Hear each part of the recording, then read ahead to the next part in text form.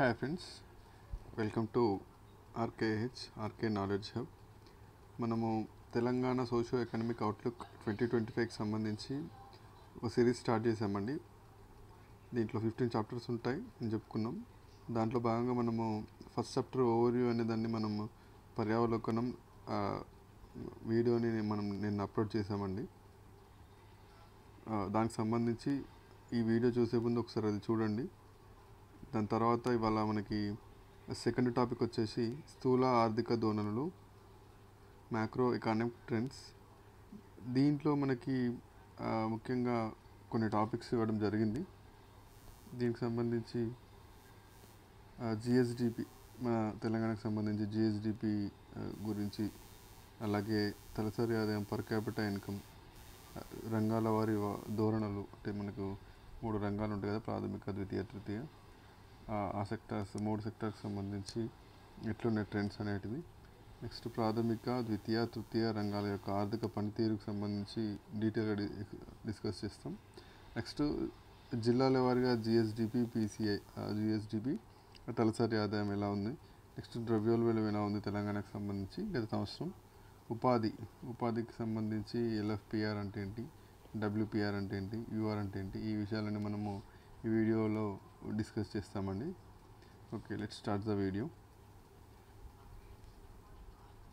ఈ topic first వృద్ధి rate అండి. వృద్ధి రేటుకి సంబంధించి మనకు మనకు ప్రపంచం వృద్ధి రేటు 2025, 26, 24-25 సంవత్సరానికి గాను 3.2 ఉండబోతుందని చెప్పేసి ఐఎంఎఫ్ మనకు పేర్కొంది, ఇంటర్నేషనల్ మానిటరీ ఫండ్.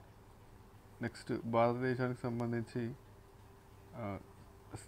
మనకు అంటే రెండు అంశాల్లో, స్థిర ధరల్లో, ప్రస్తుత ధరల్లో మనం వృద్ధి రేట్ని ఇక్కడ డిస్కస్ చేస్తున్నాం. స్థిర ధరల్లో ఇండియా యొక్క వృద్ధి రేటు, అంటే మనం జనరల్గా ఇండియా యొక్క వృద్ధి రేటు 6%, 7%, మనం లాస్ట్ ఇయర్ 8.2, ఇదంతా కూడా స్థిర ధరల్లో డిస్కస్ చేస్తామండి. అదే స్థిర ధరల్లో మనకి ఈసారి 6.5% ఉంది ఇండియా యొక్క వృద్ధి రేటు. అదే ప్రస్తుత ధరల్లో కంపేర్ చేస్తే 9.9 ఉంది.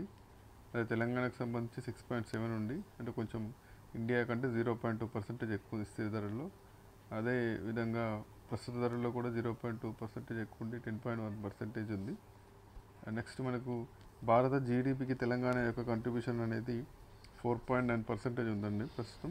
మనకు 2014-15 తెలంగాణ వచ్చిన దాని కొత్తలో లిటిల్ ఓవర్ 4% ఉండే, దాని నుంచి ఇప్పుడు 5%, దగ్గర 1% పెరిగింది.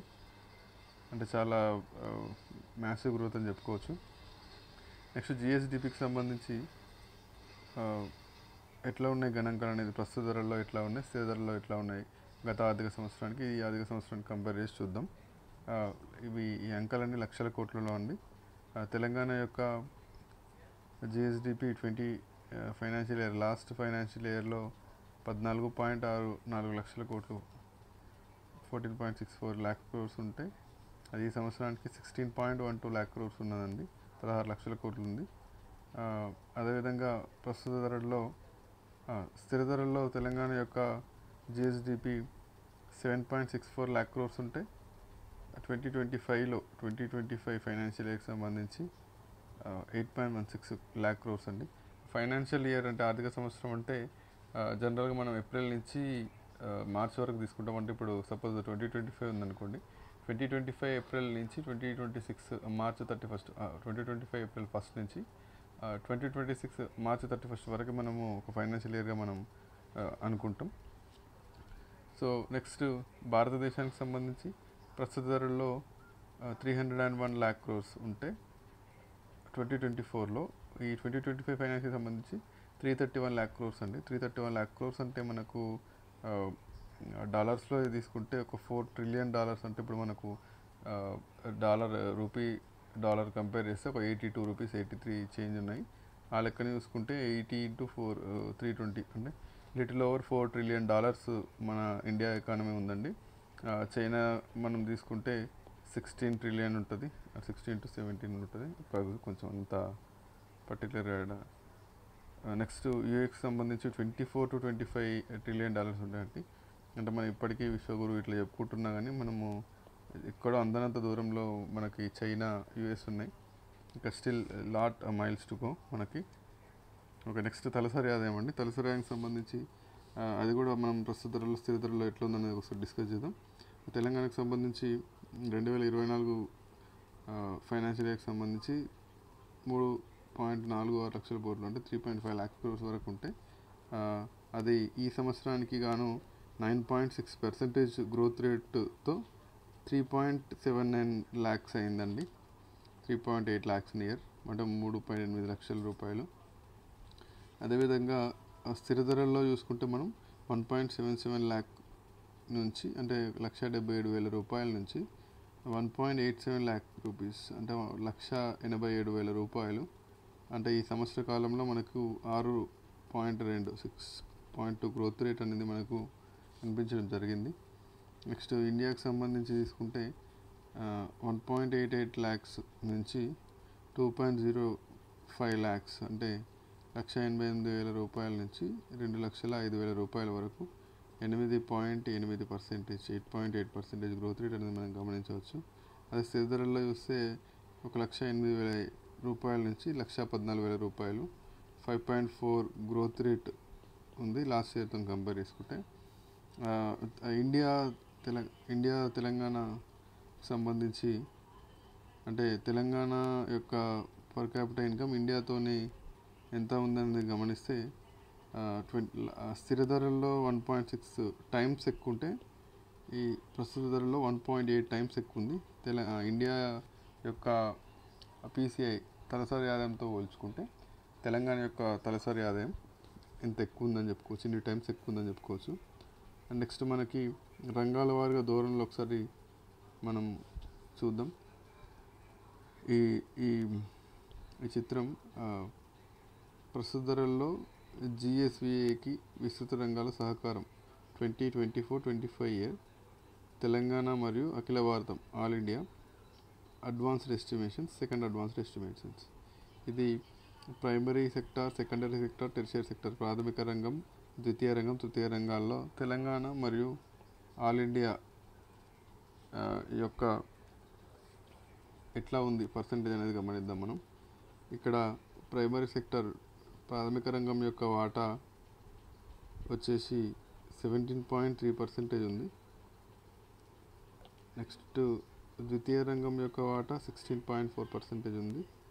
తృతీయ రంగం యొక్క వాటా 66.3% ఉంది. అదే భారతదేశం విషయానికి వస్తే ప్రాథమిక రంగం వాటా 19.8%, ద్వితీయ రంగం వాటా 25.2%, తృతీయ రంగం వాటా 55%. మనకు ఈ ఏమంటారు తెలంగాణకి, ఇండియాకి ఒకసారి మనకు తెలంగాణకు సంబంధించి ఒక స్ట్రేయింగ్ విషయం ఇక్కడ గమనించవచ్చు.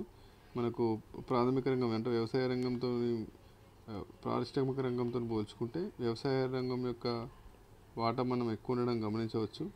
గత 20-25 ఇయర్స్ నుంచి చూసుకుంటే నార్మల్గా వ్యవసాయ రంగం కంటే కూడా కొంచెం పారిశ్రామిక రంగమే 1-2-5% వరకు ఎక్కువ ఉండేది. లాస్ట్ ఆ పర్సెంటేజ్ కాస్త 1-2% తగ్గింది. ఇప్పుడు ఈ సంవత్సరం మనం గమనిస్తే 1%, నియర్లీ 1% వరకు మనకి పారిశ్రామిక రంగం కంటే కూడా వ్యవసాయ రంగం యొక్క వాటా ఎక్కువ ఉందని గమనించవచ్చు.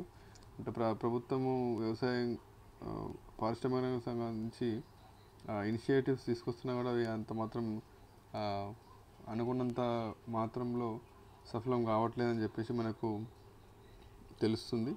దానికంటే కూడా ఇక్కడ మనకు ప్రాథమిక రంగానికి వర్కౌట్ అవుతుంది ఈ ఇనిషియేటివ్స్ అని చెప్పుకోవచ్చు. నెక్స్ట్ మనం ఇక్కడ జాగ్రత్తగా గమనిస్తే సేవా రంగంలో టెర్షియరీ సెక్టర్, థర్డ్ సెక్టార్లో మనకు దగ్గర తెలంగాణ యొక్క షేరు ఇండియాతో పోల్చుకుంటే ఈ సెక్టార్లో 11% ఎక్కువ ఉంది. ఆ 11% కాస్త 9% సెకండరీ సెక్టార్లో, దగ్గర 2-2.5% ప్రైమరీ సెక్టార్లో రావడం వల్ల అది కవర్ అయిపోయింది. అండ్ నెక్స్ట్ మనకి ఆ వృద్ధి రేట్లు ఎట్లా ఉన్నాయి రంగాల వారిగా అనేది ఒకసారి మనం గమనిద్దాం. 2024-25 ఇయర్స్కి సంబంధించి, ఇదంతా 2024-25 ఇయర్కి సంబంధించే ఉంటుంది డేటా చాలా వరకు. ఆ డిస్ట్రిక్ట్ విషయానికి వస్తే 2023-24 డేటా వస్తుంది. నెక్స్ట్ ఇది ప్రైమరీ సెక్టర్కి సంబంధించి లాస్ట్ ఇయర్ మనకి తెలంగాణ గ్రోత్ రేటు 5.5% అయితే ఆల్ ఇండియాలో 10.1% అంటే డబుల్ డిజిట్ గ్రోత్ రేట్ ఉంది వ్యవసాయ రంగానికి సంబంధించి, ప్రాథమిక రంగానికి సంబంధించి. అదే సెకండరీ సెక్టార్లో, ద్వితీయ రంగంలో అంటే పారిశ్రామిక రంగంలో తెలంగాణకు సంబంధించి 7.6% గ్రోత్ రేట్ ఉంటే ఇండియాకి సంబంధించి 6.6% గ్రోత్ రేట్ ఉంది. అంటే ఇక్కడ తెలంగాణదే ఎక్కువ ఉంది.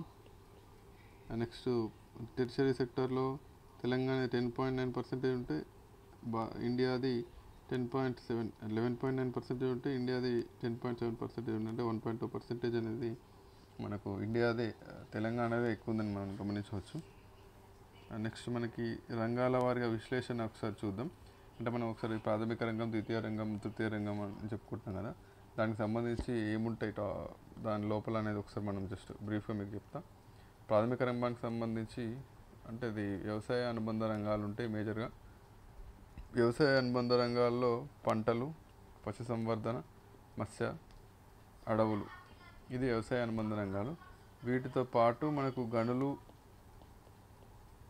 తవ్వకాలు, ఇది కలిస్తే మనకి మైనింగ్ కలిస్తేనే ప్రాథమిక రంగం అంటారు. మేజర్గా మనం ప్రాథమిక రంగం, వ్యవసాయ రంగం ఒకటే అనుకుంటాం, వ్యవసాయ అనుబంధ రంగాలు ఒకటే అనుకుంటాం.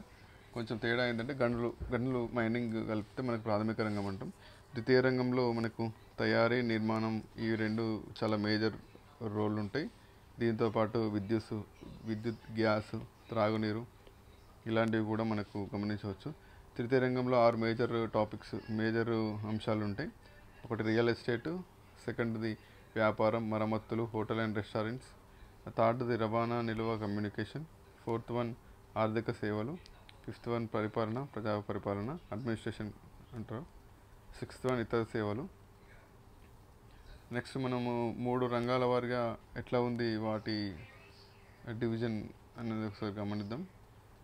ప్రాథమిక రంగానికి సంబంధించి వాటిలో ఉపరంగాల యొక్క సహకారం ఒకసారి మనం గమనిద్దాం. మనకు చెప్పుకున్నాం ఇంతకుముందు, ప్రాథమిక రంగంలో పంటలు, లైవ్ స్టాక్ అంటే పశు సంపద, ఫారెస్ట్రీ అండ్ లాగింగ్ అడవులు, fishing and aquaculture, Matsya Sampada, మత్స్య రంగం, మైనింగ్ అండ్ క్వారీయింగ్ చెప్పుకున్నాం గనులని.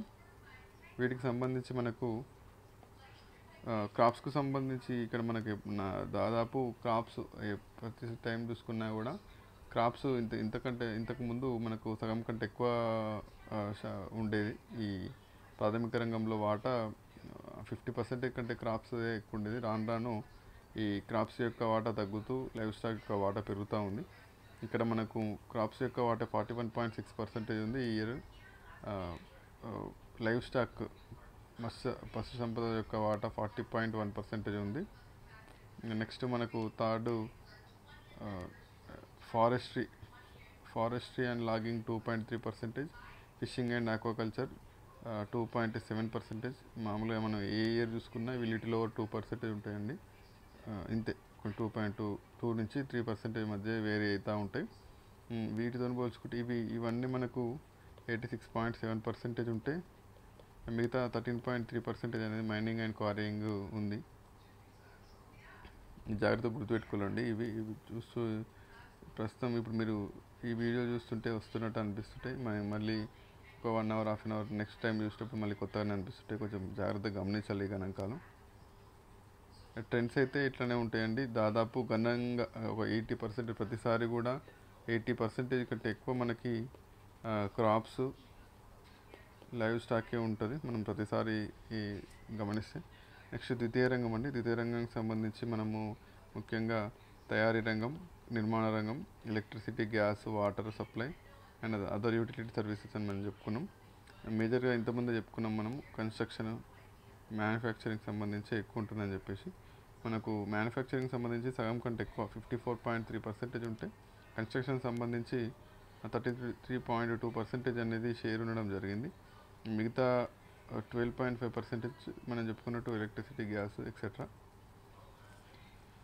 అంటే దగ్గర మనకు 87.5% వాటా మనకు మ్యానుఫ్యాక్చరింగ్ మరియు కన్స్ట్రక్షన్ అని చెప్పుకోవచ్చు. ఇప్పుడు ఇదే ధోరణి మనకి ఉపాధిలో కూడా గమనిస్తాం మనం. లేబర్ ఫోర్స్ సంబంధించి కూడా, అంటే ఈ జిఎస్డిపిలో వాటా ఎట్లుందో లేబర్లో కూడా కొంచెం ఈ రెండు వాటివే డామినేషన్ ఉంటుంది. నెక్స్ట్ తృతీయ రంగానికి సంబంధించి మనకి వాణిజ్యం, హోటల్స్ ఫస్ట్ టాప్ మోస్ట్ ఇక్కడ రియల్ ఎస్టేట్ అండి. రియల్ ఎస్టేటు, నివాసాల యాజమాన్యం మరియు వృత్తిపరమైన సేవలు అది 37.5% ఉంది. 1/3 కంటే ఎక్కువ మనం గమనించవచ్చు. అంటే ఇది మనము మొత్తం జిఎస్డిపిలో తీసుకున్నా కూడా ప్రాథమిక ద్వితీయ రంగాల కంటే కూడా ఎక్కువ ఉంటుంది మనకు. నెక్స్ట్ సెకండ్ 27.4%తోని వాణిజ్య, మరమ్మతులు, హోటల్స్ అండ్ రెస్టారెంట్స్. నెక్స్ట్ మనకు 11.9% ఇతర సేవలు ఉందండి. సో థర్డ్ పొజిషన్లో ఉన్నాయి ఇతర సేవలు, అదర్ సర్వీసెస్. 11.3%తోని రవాణా, నిల్వ, కమ్యూనికేషన్, ప్రసారానికి సంబంధించిన సేవలు ఉన్నాయి. నెక్స్ట్ మనకు 7.5% ఫినాన్షియల్ సర్వీసెస్, ఆర్థిక సేవలు. 4.3% అడ్మినిస్ట్రేషన్కి సంబంధించి ఉన్నాయండి. నెక్స్ట్ మనకి జిల్లా స్థాయి సూచికలు మనం గమనిద్దాం. జిల్లా స్థాయి స్థూల జిల్లా దేశీయ ఉత్పత్తి జీడిపి అంటామండి. అంటే మనకు జిల్లాల వారిగా ఎట్లా ఉంది ఏమంటారు జీడిడిపి అనేది మనం గమనిద్దాం. దీనికి సంబంధించి ఈ జిల్లాల వారికి సంబంధించి మనకు 2024-25 సంబంధించిన గణాంకాలు లేవండి. 24 ఫైనాన్షియల్ అంటే 2023-24 సంబంధించి మాత్రమే మనకు అందుబాటులో ఉన్నాయి. మనం ఒకసారి గమనిస్తే డేటా మనకి రంగారెడ్డి గత కొంతకాలంగా మనకు హైదరాబాద్కి సంబంధించిన జిల్లాలే ఉంటున్నాయి. అందులోనూ రంగారెడ్డి మనకు తలసరి ఆదాయంలో కావచ్చు, జీడిడిపిలో కావచ్చు మనకు అగ్రస్థానంలో ఉంటుంది. ఈసారి కూడా ఫస్ట్ ర్యాంక్లో రంగారెడ్డి ఉందండి. అది 3.17 lakh crores రంగారెడ్డి డిస్టిక్ మనకు 3.17 lakh crores. నెక్స్ట్ మనకు Hyderabad 2.57 lakh crores. Medchal, Malkajgiri 1.04 lakh crores. మనకు ఈ 3 డిస్ట్రిక్ట్స్ 1 lakh crores పైన ఉన్నాయండి, 1,00,000 కోట్లకు పైగా ఉన్నాయి. నెక్స్ట్ మనకు ఇంకొక 50,000 కోట్లకు పైగా ఉంటాయి. ఒకటి సంగారెడ్డి 65,190 కోట్లు. నెక్స్ట్ నల్గొండ, ఇది లిటిల్ ఓవర్ 50,000 crores అండి, 53,771 crores. ఈ 5 జిల్లాలు మనకు 50,000 కోట్ల పైగా ఉన్నాయి. టాప్ 5 డిస్ట్రిక్ట్గా చెప్పుకోవచ్చు, అది టాపు. నెక్స్ట్ మనం బాటమ్ డిస్ట్రిక్ట్స్ కూడా చెప్పుకుందాం. 4-5 డిస్ట్రిక్ట్స్. మనకు ములుగు అనేది లీస్ట్, అంటే ఇది లీస్ట్ డెవలప్డ్ జిల్లా అండి. అంటే మనకు న్యూలీ లాస్ట్ 32-33 పొజిషన్లో అంటే నారాయణపేట, ములుగు మనకు తర్వాత ఏర్పడడం జరిగింది. చాలా చిన్న విస్తీర్ణం పరంగా కానీ విస్తీర్ణ పరంగా కొంచెం పెద్దదే, కానీ జనాభా పరంగా చాలా చిన్నది ఇది. అలాగే ఈ ఆర్థిక వ్యవస్థ పరంగా కూడా 8,873 కోట్లు మాత్రమే ఉన్నాయండి. దీనికి సంబంధించిన పరిమాణం అంతే, జిల్లాకు సంబంధించి ఆర్థిక వ్యవస్థ పరిమాణం. నెక్స్ట్ జయశంకర్ భూపాలపల్లి జిల్లాకు సంబంధించి 13,000 కోట్లు, కొంచెం తక్కువ ఉన్నాయి, 12,932 crores ఉన్నాయి. నెక్స్ట్ కొమరంభీం ఆసిఫాబాద్కి సంబంధించి 13,700 crores ఉన్నాయి. నారాయణపేటకు సంబంధించి 13,818, అంటే సిమిలర్గా ఉన్నాయి రెండు. ఇంకొకటి రాజన్న సిరిసిల్ల కూడా సిమిలర్ అనే ఉంది, 13,981. ఇది మహా అయితే 100 కోట్ల డిఫరెన్స్ ఉన్నాయండి కొమరంభీం ఆసిఫాబాద్కి, నారాయణపేటకి, రాజన్న సిరిసిల్లకి. మనకు బాటంలో ఈ 5 డిస్ట్రిక్ట్స్ చెప్పుకోవచ్చండి. మనకు టాప్ 5 డిస్ట్రిక్ట్స్ ఏమో రంగారెడ్డి, హైదరాబాద్, మేడ్చల్, మల్కాజ్గిరి. 3 హైదరాబాద్, రంగారెడ్డికి సంబంధించిన ఉమ్మడి జిల్లా ఇవి. నెక్స్ట్ సంగారెడ్డి, నల్గొండ. ఇవి మనం జాగ్రత్తగా గమనిస్తే ఈ డిస్ట్రిక్ట్స్ అన్నీ కూడా ఇక్కడ మనం హైదరాబాద్ని సెంటర్గా తీసుకుంటే హైదరాబాద్, మల్కాజ్గిరి, రంగారెడ్డి, కొంచెం ఎక్స్టెండ్ చేస్తే సంగారెడ్డి, నల్గొండ. అంటే మనం ఈ 5 డిస్ట్రిక్ట్స్ చూస్తే కూడా హైదరాబాద్కి నియర్ బై ఉన్న డిస్ట్రిక్ట్సే చూసుకుంటాం. అదేవిధంగా ఒకసారి మనము ఈ లీస్ట్ డిస్ట్రిక్ట్స్ చూసుకుంటే హైదరాబాద్ నుంచి వెళ్ళి ములుగు చాలా దూరంలో ఉంది, జయశంకర్ భూపాలపల్లి కూడా చాలా దూరంలోనే ఉంది. నెక్స్ట్ కొమరంభీం ఆసిఫాబాద్ కూడా దూరంగానే ఉంది. నెక్స్ట్ రాజన్న సిరిసిల్ల కూడా ఇది డ్రాట్ ఏరియా, అప్పటి నుంచి కూడా మనకి నేతన్న ఆత్మహత్యలు అవి చూస్తూ ఉంటాం. నెక్స్ట్ ఈ నారాయణపేట దగ్గరగా ఉన్న, ఎందుకంటే ఇది ఉమ్మడి మహబూబ్నగర్ జిల్లాకు సంబంధించి ఇది డ్రాట్ ఏరియా అండి, మనకు కరువు ప్రాంతంగా చెప్పుకుంటాం. సో అందుకే ఇది వెనుకబడి ఉంది. నెక్స్ట్ మనం తలసరి ర్యాంక్ సంబంధించి లెక్కలు చూద్దామండి ఒకసారి. దానికి సంబంధించి స్టాటిస్టిక్స్ మనం గమనిస్తే తలసరి ఆదాయానికి సంబంధించి యాజ్ మనకి సేమ్ రంగారెడ్డి డిస్టికే మనకు ఫస్ట్ ప్లేస్లో ఉంది. ఆ రంగారెడ్డి డిస్టిక్ సంబంధించి తలసరి ఆదాయం లక్షలలో 10.5 lakhs crores అంటే స్పెసిఫిక్గా చెప్పాలంటే 10,55,913 రూపాయలు అంటే 10 సంవత్సరానికి తలసరి ఆదాయం అది. Next Hyderabad 5.54 lakhs, Sangareddy 3.45 lakhs. మనకు 5 lakhs పైన ఉన్నాయి రెండే డిస్ట్రిక్ట్స్, హైదరాబాద్, రంగారెడ్డి.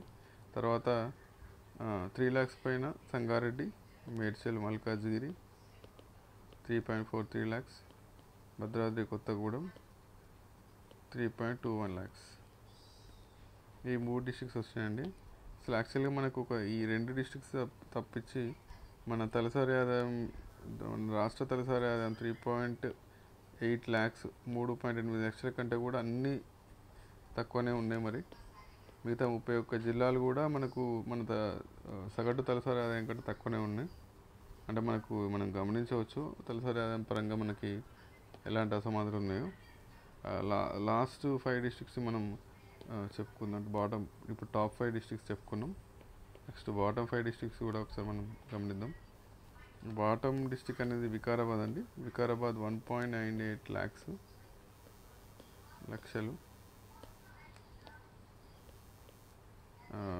హన్మకొండ అనేది మనం గమనిస్తే 1.99490 lakhs అంటే 500 తక్కువ 2 లక్షల రూపాయలు.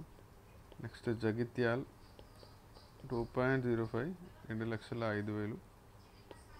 నారాయణపేట్ 2.07 lakhs. మహబూబాబాద్ అండి 2.12 lakhs. ఈ బాటమ్ డిస్ట్రిక్ట్స్ ఒకసారి మళ్ళీ మనం గమనిస్తే వికారాబాద్, హన్మకొండ ఈ 2 మనకు 2 lakhs లోపల ఉన్నాయండి. మిగతా 3 కూడా దగ్గర ఉన్నాయి. జగిత్యాల 2.05, నారాయణపేట్ 2.07, మహబూబాబాద్ 2.12. ఆ పైన కూడా పెద్దగా ఇంప్రూవ్మెంట్ ఏం లేదండి. Sircilla 2.13, Kamareddy 2.14 lakhs, Jogulamba Gadwal 2.14 lakhs. అంటే దగ్గర చాలా జిల్లాలు 15 జిల్లాలు కూడా 2.234 lakhs, 2 లక్షల కంటే కూడా చాలా తక్కువనే ఉన్నాయి. మనము జీడీపీలతో పోల్చుకుంటే తలసరి ఆదాయాలు మనం ఎక్కువ డ్రాస్టిక్ చేంజెస్ అంటే మనకు అసమానతలు బాగా గమనించవచ్చు మనం. నెక్స్ట్ మనకి ద్రవ్యోల్బణంకి సంబంధించి తెలంగాణకు ఇండియాకు సంబంధించి తెలంగాణలో లాస్ట్ ఇయర్ 2023-24 అండి. ఇది కూడా 2023-24 సంబంధించి 6.3% ఉంటే ఇండియాకు 5.3% ఉంది. ఉపాధికి సంబంధించి మనం ఒకసారి చూసుకుందాం. ఉపాధిలో మనం ఇంతకుముందు చెప్పుకున్నట్టు ఎల్ఎఫ్పిఆర్, డబ్ల్యూపిఆర్, యూఆర్ ఉంటుంది. ఎల్ఎఫ్పిఆర్ అంటే లేబర్ ఫోర్స్ పార్టిసిపేషన్ రేట్, అంటే శ్రామిక శక్తి భాగస్వామ్య రేట్ అంటాం. అది పనిచేసే సామర్థ్యం కలిగి పనిచేయడానికి ఆసక్తి గల జనాభాని మనము శ్రామిక శక్తి భాగస్వామ్య రేట్ అంటాం మనం. అది ఇండియాలో అయితే ఏజ్ క్రైటీరియా 15 to 59 years తీసుకుంటాం. ఐఎల్ఓ ప్రకారం 15 to 64 years అండి, ఇంటర్నేషనల్ లేబర్ ఆర్గనైజేషన్ ప్రకారం.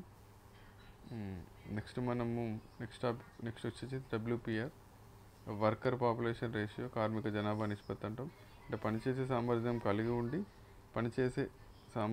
ఉండి ఆసక్తి ఉండి పని లభించిన వారిని మనము డబ్ల్యూపిఆర్ కార్మిక జనాభా నిష్పత్తిగా చెప్పుకుంటామండి. నిరుద్యోగిత రేట్ అంటే మనకు పనిచేసే సామర్థ్యం కలిగి ఉండి పని లభించని వారిని మనం నిరుద్యోగులుగా చెప్పుకుంటాం. మీకు ఒకసారి కొంచెం ఈజీగా అర్థం కావడానికి ఒక చిన్న టేబుల్ వేసిన. ఎల్ఎఫ్పిఆర్ అంటే పనిచేసే సామర్థ్యం ఉంటుంది, పనికి లభించకపోవడం సంబంధం ఉండదు. డబ్ల్యూపిఆర్ అంటే పనిచేసే సామర్థ్యం ఉంటుంది, పని లభిస్తుంది, వారిని మనం డబ్ల్యూపిఆర్ అంటాం. యూఆర్ అంటే నిరుద్యోగిత రేట్ అంటే పనిచేసే సామర్థ్యం ఉంటుంది, పని లభించని వారిని మనము నిరుద్యోగులుగా మనం వ్యవహరిస్తాం. నెక్స్ట్ ఎల్ఎఫ్పిఆర్కి సంబంధించి గణాంకాలు పీరియాడిక్ లేబర్ ఫోర్స్ సర్వే వారి గణాంకాలు ప్రతి ఏటా విడుదల చేస్తాయండి. ఈ లాస్ట్ ఇయర్కి సంబంధించి గణాంకాలు మనం ఒకసారి గమనిస్తే తెలంగాణకు ఇండియాకి ఉంది కంపారిజన్ మనకి. తెలంగాణకు సంబంధించి ఎల్ఎఫ్పిఆర్ అనేది 68.7% ఉంటే అది మనము రూరల్లో ఎట్లుంది, అర్బన్లో ఎట్లుంది అంటే మనకి ఇక్కడ 2 డైమెన్షన్స్ ఉంటాయి. రూరల్, అర్బన్ అంటే పట్టణాల్లో, గ్రామాల్లో ఎట్లా ఉంది, మేల్ ఫీమేల్ పురుషులు మహిళల్లో ఎట్లా ఉందని మనం గమనిస్తాం. 68.7% అనేది తెలంగాణలో ఎల్ఎఫ్పిఆర్ ఉంటే అంటే మనకు పని చేసే సామర్థ్యం కలిగి ఉన్నవారు మొత్తం జనాభాలో 68.7% ఉంటే అది గ్రామాల్లో 75% ఉంది, పట్టణాల్లో 59.5% ఉంది. అదే మేల్ ఫీమేల్ విషయానికి వస్తే మేల్స్లో దాదాపు మనకు 85.3% ఉందండి. అంటే మనకు 85% పురుషులు పనిచేసే సామర్థ్యాన్ని కలిగి ఉన్నారు, ఆసక్తి కలిగి ఉన్నారు. ఫీమేల్స్ 52.7% అండి, అంటే సగం కంటే కొంచెం ఎక్కువ ఎల్ఎఫ్పిఆర్లో ఉన్నారు. నెక్స్ట్ ఇండియా విషయానికి వస్తే 64.3%, అది రూరల్లో 67.6%, అర్బన్లో 57%. మనం ఇక్కడ గమనిస్తే ఎల్ఎఫ్పిఆర్ అనేది ఇండియాతో పోల్చుకుంటే తెలంగాణలో 4.4% వరకు మనకు ఎక్కువగా ఉంది. అదేవిధంగా రూరల్కి సంబంధించి, గ్రామానికి సంబంధించి కూడా మనకు ఒక 8%, 7 to 8% ఇండియా కంటే తెలంగాణదే ఎక్కువ ఉంది. అర్బన్కి సంబంధించి కూడా 2.5% తెలంగాణదే ఎక్కువ ఉంది. అదేవిధంగా మేల్స్ విషయానికి వస్తే ఇండియాది 83.5%, ఫీమేల్స్ విషయానికి వస్తే 45.2%, అంటే 50% కంటే తక్కువనే ఉంది. ఈ 2 అంశాలు మేల్ ఫీమేల్ అంశాల్లో కూడా తెలంగాణ ఇండియాకి కంటే కూడా ఎక్కువనే ఉంది. నెక్స్ట్ డబ్ల్యూపీఆర్ అండి. డబ్ల్యూపీఆర్ అంటే మనం ఆల్రెడీ ఇంతకుముందుకే చెప్పుకున్నాం, వర్కర్ పాపులేషన్ రేషియో, కార్మిక జనాభా నిష్పత్తి. తెలంగాణకు సంబంధించి ఇది ఎప్పుడైనా ఎల్ఎఫ్పిఆర్ కంటే కొంచెం తక్కువనే ఉంటుందండి. ఎందుకంటే పనిచేసే సమాజం కలిగి ఉన్న ప్రతి ఒక్కరికి మనకు ఉద్యోగం లభించదు కదా, పని లభించదు కదా. ఆ లభించిన వారిని మనము నిరుద్యోగులు అంటామని ఇంతకుముందు చెప్పుకున్నాం.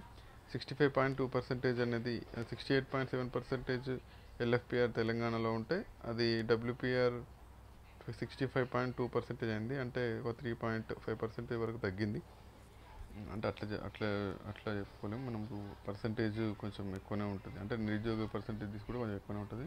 ఓకే, 65.2% డబ్ల్యూపీఆర్కి వస్తే తెలంగాణకు సంబంధించి రూరల్లో 72.2% ఉంది, అర్బన్లో 55% ఉంది. అదే మేల్ ఫీమేల్ విషయానికి వస్తే 81% మేల్స్లో, 49.9% అంటే 50% వరకు